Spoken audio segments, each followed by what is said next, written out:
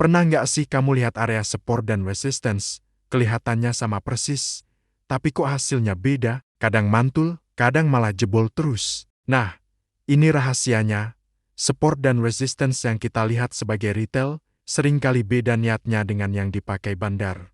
Kalau kamu ingin punya sistem trading saham yang lengkap seperti yang saya pakai, yaitu Kotakasu, kamu bisa cek infonya di link deskripsi ya. Oke, mari kita bongkar di mana sebenarnya bandar masuk dan kenapa itu bukan di area support resistance biasa. Kita mulai dari konsep paling penting, zona likuiditas. Bandar itu butuh barang dalam jumlah besar.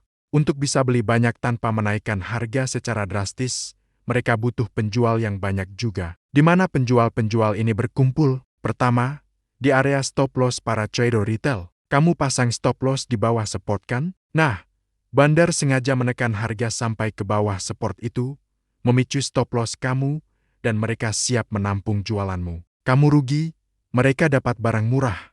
Kedua, di area false break, harga sengaja dibuat seolah-olah breakout dari resistance atau breakdown dari support. Trader yang takut ketinggalan atau FOMO akan langsung masuk. Setelah banyak yang masuk, bandar langsung banting harga ke arah sebaliknya. Yang tadi beli di pucuk, nyangkut.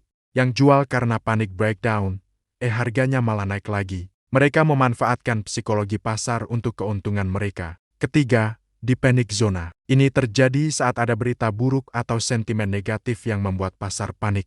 Semua orang berlomba-lomba jualan, nggak peduli harga. Di tengah kepanikan massal inilah, saat semua orang membuang barang, bandar justru dengan tenang mengakumulasi saham di harga diskon besar-besaran. Mereka membeli saat ada darah di jalanan, istilahnya begitu. Jadi, mereka nggak beli di support cantik yang terlihat jelas, tapi di area di mana emosi trader retail paling bergejolak. Itulah zona likuiditas, tempat perburuan mereka. Sekarang, gimana cara kita mengenali ciri-ciri zona entry bandar ini di grafik? Ini bukan ilmu pasti, tapi ada beberapa petunjuk kuat yang bisa kita amati. Pertama, perhatikan candle yang punya banyak sumbu atau wick, terutama di bagian bawah.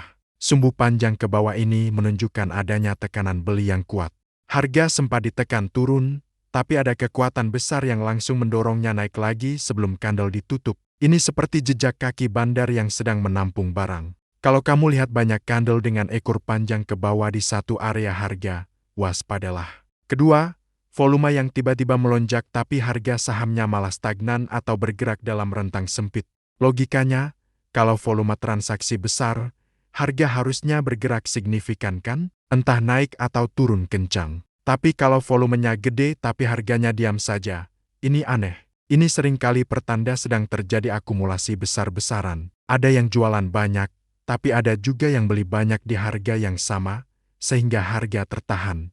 Siapa lagi kalau bukan bandar yang punya dana raksasa untuk menyerap semua penjualan itu?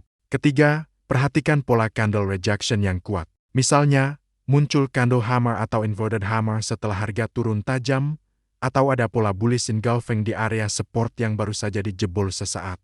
Pola-pola ini menunjukkan penolakan harga untuk turun lebih jauh dan adanya pembalikan kekuatan dari seller ke buyer. Ini bukan sekadar pantulan teknikal biasa, tapi seringkali merupakan konfirmasi bahwa bandar sudah selesai mengumpulkan barang dan siap untuk menaikkan harga kembali. Dengan menggabungkan pengamatan wick, volume anomali, dan candle rejection, kita bisa punya petunjuk yang lebih baik tentang di mana bandar sedang beraksi. Jadi, kesimpulannya, jangan terjebak dengan support dan resistance yang terlalu jelas terlihat di mata semua orang.